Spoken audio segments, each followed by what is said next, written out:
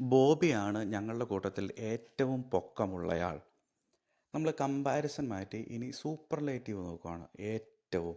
ഏറ്റവും കൂടിയത്, ഏറ്റവും പൊക്കമുള്ളത്, ഏറ്റവും വലിപ്പമുള്ളത്, ഏറ്റവും ബുദ്ധിയുള്ളത്, അങ്ങനത്തെ സെൻറ്റൻസുകൾ എങ്ങനെയാണ് നമ്മൾ പറയാൻ പോകുന്നതെന്നാണ് നോക്കുന്നത്.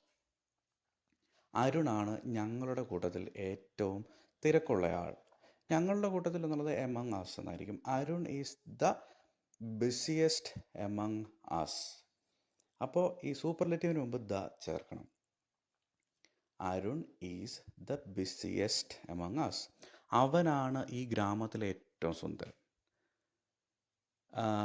സുന്ദരൻ എന്നുള്ളത് ആണുങ്ങളെ നമ്മൾ പറയുമ്പോൾ ഹാൻസം എന്നാണ് പറയുന്നത്. He is the most handsome person in this village. Handsomest എന്നും ഒരു പ്രയോഗമുണ്ട്, പക്ഷേ ഇതായിരിക്കും കുറച്ചുകൂടി ആപ്റ്റായിട്ടുള്ളത്. അയാളാണ് ഈ പരിസരത്തെ ഏറ്റവും വലിയ പണക്കാരൻ.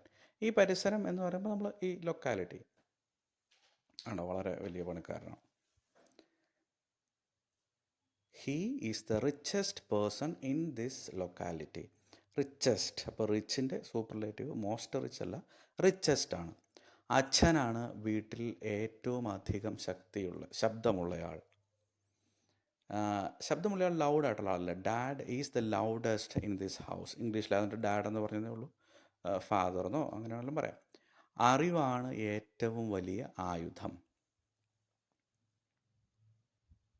Knowledge is the most powerful weapon. ഏറ്റവും വലിയ എന്ന് പറയുമ്പോൾ നമ്മൾ ആയുധത്തിൻ്റെ കാര്യത്തിൽ വലിപ്പമല്ലല്ലോ, അതിൻ്റെ ശക്തിയല്ലേ നോക്കുന്നത്.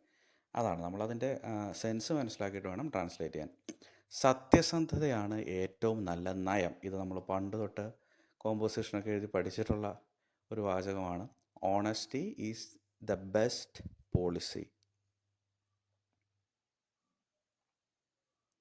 കരയിലെ ഏറ്റവും വലിയ ജീവി ആനയാണ്. ഏറ്റവും വലിയ ജീവിയായിട്ടും തെന്നി നിരങ്ങിയൊക്കെ പോവാണ്. Elephant is the biggest animal on the land.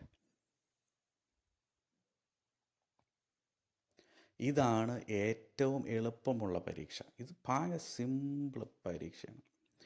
എങ്ങനെയായിരിക്കും പറയാ?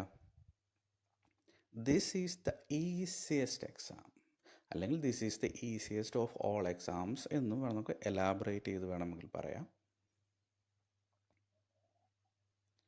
ഈ മുറിയിലെ ഏറ്റവും പ്രായം കുറഞ്ഞ ആൾ ഞാനാണ്. അപ്പോൾ നമ്മൾ ഇത്രയും പേരോട് കൂടിയിട്ടുണ്ട്. കൂട്ടത്തിൽ ഏറ്റവും പ്രായം കുറഞ്ഞ എനിക്ക് കേട്ടോ. I am the youngest person എന്ന് പറയണമെന്നില്ല, യങ്ങസ്റ്റ് ഇൻ ദിസ് റൂം.